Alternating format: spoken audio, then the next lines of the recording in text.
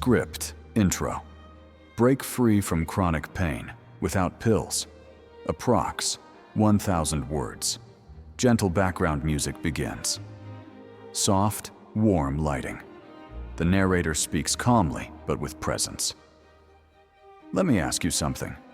When you wake up in the morning, what's the first thing your body tells you? Is it gratitude for another day? Or is it pain?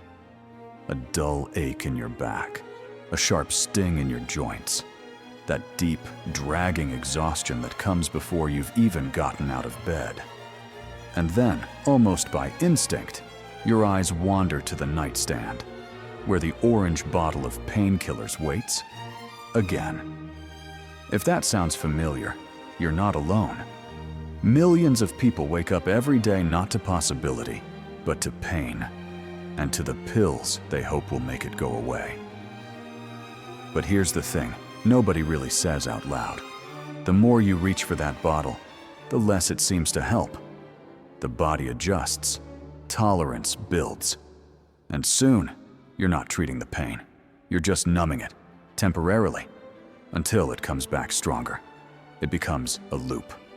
Pain? Pill. Temporary relief. More pain, more pills. A trap disguised as a treatment. But what if I told you, there's a way out? And not just any way, but a path that's been around for over 2,500 years. A path walked not by doctors or surgeons, but by a man who sat under a tree in silence and understood suffering better than anyone in history. That man was Siddhartha Gautama, the Buddha. You see, long before we had prescriptions and procedures, he taught something radical. Pain is not the enemy. Pain is a messenger. And now, science is finally catching up. Modern neuroscience, functional medicine, and trauma research are beginning to echo what the Buddha said centuries ago. That real healing doesn't come from fighting the pain. It comes from listening to it. I know that might sound strange, even frustrating, especially if you've been in pain for months or years. But maybe, just maybe, what you've been told all your life about pain is only half the story. What if pain isn't here to punish you, but to guide you? What if the aching in your body is your nervous system's way of saying, please, listen to me? Over the next few minutes, I'm going to share a map, a complete, grounded, compassionate guide to healing chronic pain from the inside out. And no, it doesn't involve a single prescription. It's a blend of two worlds, ancient Buddhist wisdom from the forests of India and the mountains of Tibet, and modern science from Harvard, UCLA, Stanford, and neuroscience labs across the world. This is about healing, not hiding. It's not about escaping your body. It's about returning to it, gently, wisely, and fully. Now, if you're looking for a magic fix or a quick trick, this probably isn't your video. But if you've ever sat alone in the dark and whispered to yourself, I just want to feel like myself again, then this, right here, might be the turning point. What you'll learn in this series isn't mystical, it's practical. 5 pillars of natural healing that are all within your reach. Meditation, how to calm the brain's panic switch and rewire the pain loop. Breathwork, resetting your body's stress response, one inhale at a time. Mindful nutrition, feeding your nervous system healing, not inflammation. Restorative sleep, using biology's most powerful repair mechanism, for free. Conscious movement, not exercise for the sake of burning calories, but motion as medicine. These 5 elements work together to transform not just your pain, but your relationship with pain. Because the goal is not to never feel discomfort again. The goal is to stop letting pain control your life. The Buddha didn't promise a life without pain. What he offered was a way to walk through it with clarity, with grace, and eventually, with freedom. You don't have to be a monk. You don't need a meditation cushion or a vegan diet or a perfect lifestyle. You just need one thing: a willingness to start. That's it. So, if you're still here, that tells me something important. You're ready. You're ready to stop being a prisoner of pain and start becoming the guardian of your own healing. Let's walk this path together, step by step, breath by breath. Because healing isn't just about the body, it's about the story you believe about your body. And today, that story changes. Fade into soft visuals of sunrise, nature, and peaceful living spaces. Gentle music continues as narrator transitions into the next section. Meditation as the brain's pain switch. Would you like me to continue with the next section? Meditation, the brain's pain off switch, in the same style. Script. Part 1. Meditation, the brain's pain off switch. Soft ambient music fades in. Calm visuals of misty mountains. A lone figure meditating. Slowly transition into the speaker. Let me tell you a story I've never really shared before. It was about 10 years ago. I was on a silent retreat. Part 2. Have you ever thought that your healthy food might be hurting you? Let me tell you the story of Mira, a yoga teacher, full of grace and discipline. Someone you'd imagine has everything figured out when it comes to wellness. She was vegan, organic eating, meditating daily. But one day, she showed up at her studio, unable to sit in lotus pose. Her knees had swollen from arthritis. What happened? She was eating clean, but not kind. Her diet was filled with processed vegan foods, refined soy, seed oils, fake meats labeled plant-based. It looked healthy, but inside it triggered inflammation. Her body couldn't lie. That's when Mira started to look deeper, not just at the label, but at the vibration of her food. She turned to both science and ancient wisdom, and surprisingly, they pointed in the same direction. You see, both modern medicine and Buddhist teachings agree on something profound. Food is not just fuel, it's vibration. It shapes not just your body, but your mind and emotions. Science now shows us that industrial foods, refined sugars, synthetic oils, ultra-processed carbs trigger the IL-6 gene, a known marker of chronic inflammation. And inflammation isn't just a buzzword. It's the silent fire behind pain, aging, depression, even anxiety. A UCLA study from 2021 found something staggering. People who ate a pro-inflammatory diet reported 4 times more pain than those who ate anti-inflammatory meals. 4 times. Imagine what that does to someone with chronic stress or emotional trauma. But here's the good news. The same kitchen that harms can also heal. Take turmeric, for example. Curcumin, its active compound, has been shown to be up to 10 times more effective than aspirin in reducing inflammation, without the side effects. Or broccoli sprouts, tiny greens, barely the size of your thumb, but packed with sulforaphane, a powerful compound that flushes excess cortisol, the hormone released during stress. These aren't superfoods because of marketing. They're super because of their intent. And then there's this idea. Not everything we eat needs to be perfect, just honest. That's where the 80-20 rule comes in. 80% of what we eat should serve healing, rich in colors, alive with life force. The other 20%? Let it be joy. The slice of your grandma's cake, a piece of dark chocolate with coffee. Not every bite needs to be medicine. Some bites need to be memories.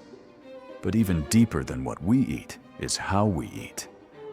A study from Harvard showed something fascinating. Participants who ate a salad while stressed had higher levels of inflammation than those who ate a burger while feeling calm and happy. Why? Because our emotional state during eating influences digestion, hormones, and inflammation more than we think. That's why in Buddhist tradition, before every meal, there's a pause, a moment of silence, a thank you, not to anyone in particular, but to life itself. That simple gesture, pausing to feel gratitude, activates the vagus nerve, shifting the body into a state of rest and repair. So next time you sit down to eat, I invite you to ask, not just what is on your plate, but how you meet it. Is your food alive? Is your heart open? Are you rushing, or are you receiving? Because in the end, food is not just matter. It's energy, it's memory, it's medicine. And when chosen and received with love, it becomes compassion in motion, nourishing both the body and the soul. If this message touched something in you, consider subscribing. Let's keep exploring how to live, love, and nourish deeply, one mindful bite at a time. Part 3. Sleep, the cellular rebirth window. Let me tell you about a man named Raj, former U.S. Marine, CEO of a rising tech startup, disciplined, driven. He meditated every morning, ate clean, green smoothies, no caffeine. If you looked at his lifestyle on paper, it would have read like a wellness magazine checklist. But he was in constant pain. Specifically, sciatic nerve pain, that deep, burning ache that shoots down your lower back and leg, making it hard to sit, stand, or even think straight. He came to me out of sheer frustration. "I'm doing everything right," he said. "Why is my body still failing me?" So I asked one simple question. "What time do you go to sleep?" He shrugged. "Usually around 3 a.m. That's when I get my best ideas." Ah, there it was. Here's what most people don't realize. You can eat all the kale, meditate like a monk, drink filtered spring water from a copper cup. But if your sleep is out of rhythm, your body is in chaos. Let me explain. Between 10 p.m. and 2 a.m., your body enters what scientists call the golden repair window. This is when melatonin surges, not just to help you sleep, but to repair cells, reduce inflammation, and flush toxins from your brain through the lymphatic system. It's like a cosmic car wash for your nervous system. Miss this window, and it's like skipping your body's natural maintenance crew. A 2023. Part 4. Walking meditation. Wisdom in motion. Let me take you back to a moment that changed my life forever. I was in the Himalayas, deep into a monsoon retreat. Rain fell every day, soft, relentless. It was the kind of silence that didn't feel empty, but sacred. But I wasn't at peace. My body was screaming. Weeks of sitting still had triggered a sciatica flare-up so painful I couldn't feel my legs properly. Every nerve felt electric, raw, and angry. I started thinking, maybe I shouldn't have come. Here I was in this so-called spiritual paradise, and I was falling apart. That morning, my teacher handed me a walking stick and said something simple. Don't sit today. Walk and feel every pebble. I was skeptical. I could barely move, but I trusted him. So I got up. Slowly, step by step. One breath, one shuffle at a time. And then, something unexpected happened. By the 10th step, something shifted. The pain didn't vanish, but it transformed. It wasn't something I was running from anymore.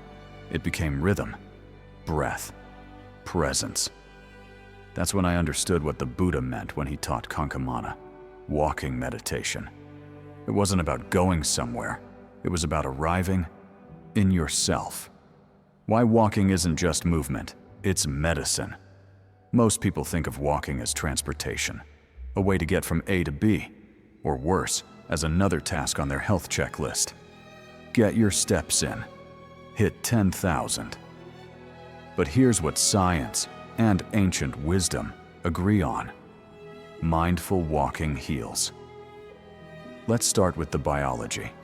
A study from the Journal of Pain Research in 2020 found that when we walk in a rhythmic, intentional way, our body releases endorphins, natural painkillers, and their levels spike by up to 300%.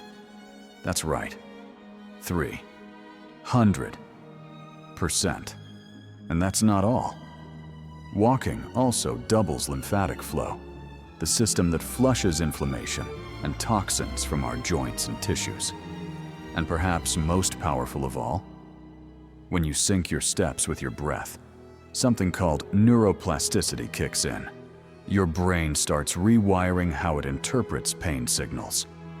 In 2023, Stanford University ran a study comparing distracted walking, scrolling on your phone, multitasking, versus mindful walking.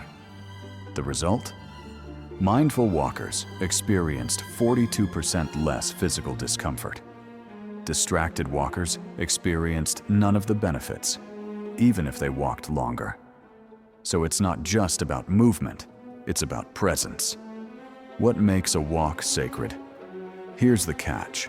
Walking meditation isn't just walking slowly. It's not another thing to optimize in your day. It's a conversation between your feet and the earth, between your breath and your nervous system, between your mind and your body's quiet whisper. We're okay now. I teach my students something called the 3-to-3 breath. You simply inhale for 3 steps and exhale for 3. That rhythm activates your vagus nerve, the body's chill switch, which lowers your heart rate, calms your mind, and literally tells your immune system you're safe to heal. And here's a small trick that works like magic. Add a soft smile, even if it's faint, even if you don't feel like smiling. Why? Because research shows that lifting the corners of your mouth, even slightly, triggers your brain to release serotonin. It's not fake, it's neuroalchemy. I am whole, even here. You know, I've seen elderly monks with arthritic knees walk with more grace and endurance than athletes. How? Because they're not walking from pain, they're walking with it. Each step says, I am still worthy. I am still whole. Even here. That mindset emits a frequency of self-respect, and the body listens. Compare that to one of my clients, a CEO, who came to me complaining that his daily walks weren't working. He stomped around the block, barking into a Bluetooth headset, checking Slack and stock prices. His inflammation actually got worse, because here's the truth. Stress cancels healing.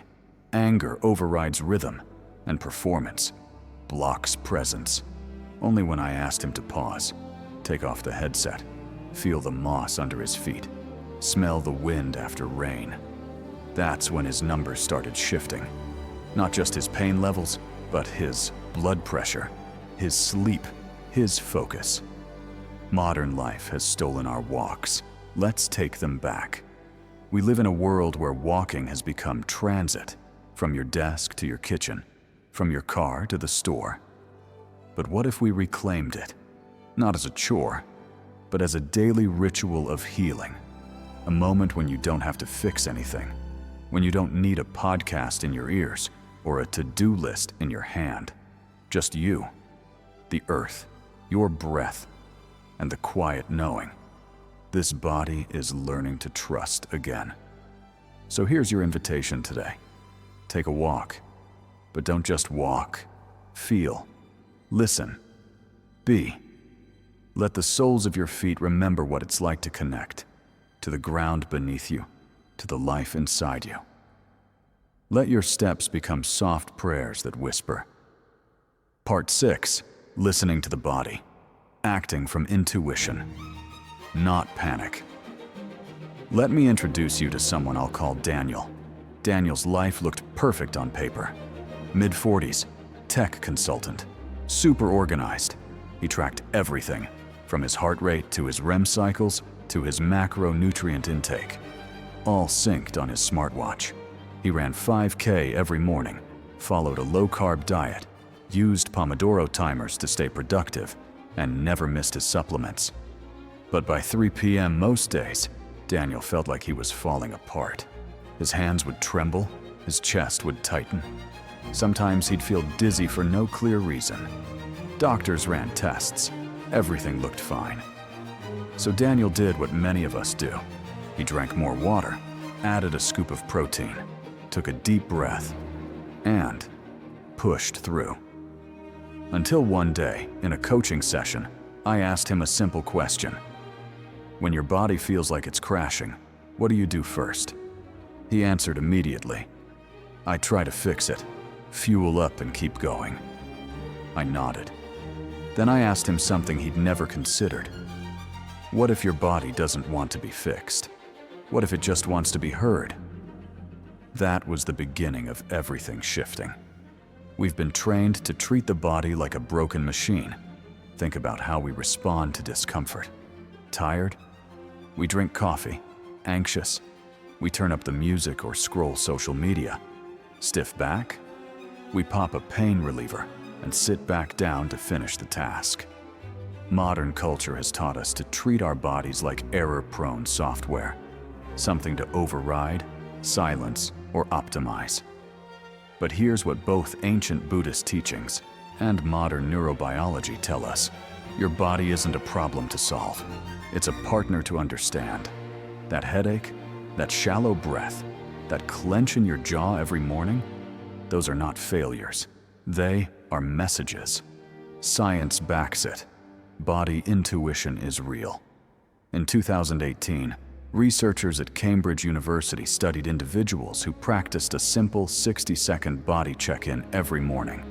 No devices, no fancy tech, just awareness. What they found was astonishing. People who paused each morning to gently notice their breath, posture, and emotional state experienced 32% fewer instances of tension, headaches, and back pain. And they didn't do anything dramatic. They simply listened. Daniel's transformation from fixing to feeling. We built Daniel a practice. It only took 5 minutes a day. Every morning, before checking emails or coffee, he'd take 3 deep breaths, place one hand on his chest, ask quietly, "Is there anything in me that needs attention today?" Write down one sensation, not to judge it, not to fix it, just acknowledge it. Sometimes he felt tightness in his shoulders. Other days, it was a strange fatigue in his hands. But over time, he noticed something deeper. His body had been asking him to slow down, not power through. After 6 weeks, Daniel reported something incredible. He went from using sleep aids 4 times a week to just once. And for the first time in years, he told me, "I'm not forcing myself to be healthy anymore. I'm learning how to be honest with where I actually am." That's not weakness. That's wisdom. From reaction, reflection, recovery. See, most of us live in reaction mode. We feel a symptom, we rush to fix it. But healing doesn't come from reaction. It comes from reflection, from the pause between stimulus and response. Daniel didn't need another pill or supplement. He needed a relationship with his body. He needed to trust that his inner signals were valid, not inconvenient. And he's not alone. What about you? Let me ask you something you may never have considered. Have you ever asked your body what it needs before assuming you already know? Try it. Right now, if you can, close your eyes. Breathe in deeply and ask gently, "What are you trying to tell me?" You may not hear a clear answer at first, but keep asking. Keep listening, because the body doesn't shout, it whispers. And when you begin to respond from intuition, not panic, you create a new foundation for healing, not based on control, but on collaboration. You're not the driver, you're the companion. One of the greatest lies of modern wellness is this: you must master your body. But mastery is not the goal. Companionship is. You don't need to be in control. You need to be in connection. Your body isn't an obstacle to overcome. It's the vehicle for your journey. So the next time you feel discomfort, Don't ask, how do I get rid of this? Ask, what part of me is asking to be seen? Because sometimes, the most powerful healing happens not when we do more, but when we finally choose to listen. End of segment. Soft music fades. The screen shows a person journaling beside a window, early morning light streaming in. Voiceover transitions to the next chapter. Healing through connection. You're not meant to do this alone. Would you like me to continue writing? Part 7. Kiko. Conclusion. Healing is the journey of. So here we are. At the end of this video, but not the end of your healing. In fact, what if this was never really about healing pain, but about becoming whole? You see, the deeper we go into this journey, the more we realize we're not just fixing what's broken. We're remembering who we were before the noise, before the rush, before the pressure to keep pushing through. 5 unshakable truths about healing. Let me leave you with 5 truths I believe we can no longer negotiate with. These are not wellness trends. They're ancient wisdom, confirmed by modern science and by life itself. 1. Your breath can ease your pain.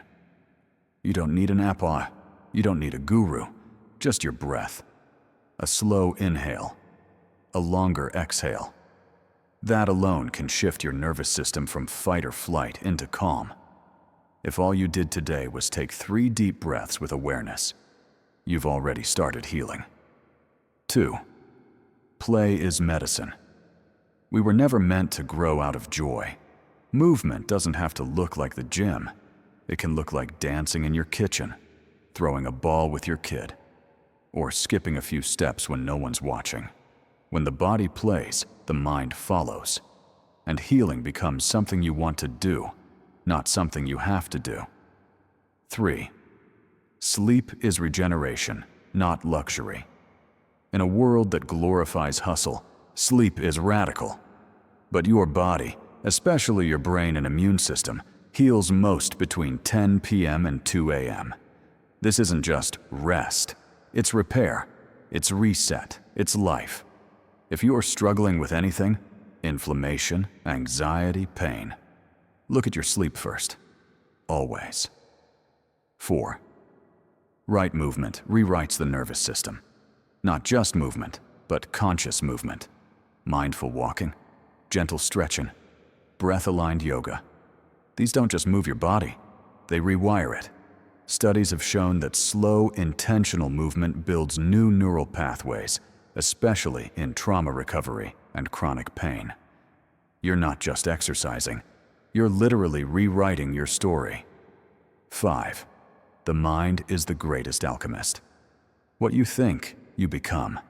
This isn't spiritual fluff. This is neuroscience. Repeated thoughts carve grooves in your brain. If every day you tell yourself, I'm broken, your body will believe you. But if, just once a day, you say, I'm healing, I'm becoming, you begin to create that reality, cell by cell, thought by thought. The invitation. Choose one today. So here's my gentle invitation for you.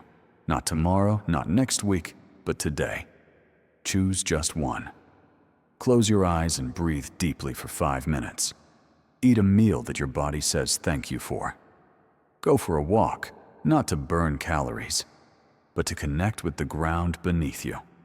And when you're ready, comment below, I choose to heal. That's not just a sentence, it's a declaration. To your body, your heart, your future self. Final message, this is a revolution. And before you go, let me say one more thing, because it matters. You're not just watching a video, you're joining a quiet revolution. One that doesn't happen in big hospitals or flashy retreats, but in quiet kitchens, in long walks, in shared tears. In every breath you take that says, I deserve to feel whole.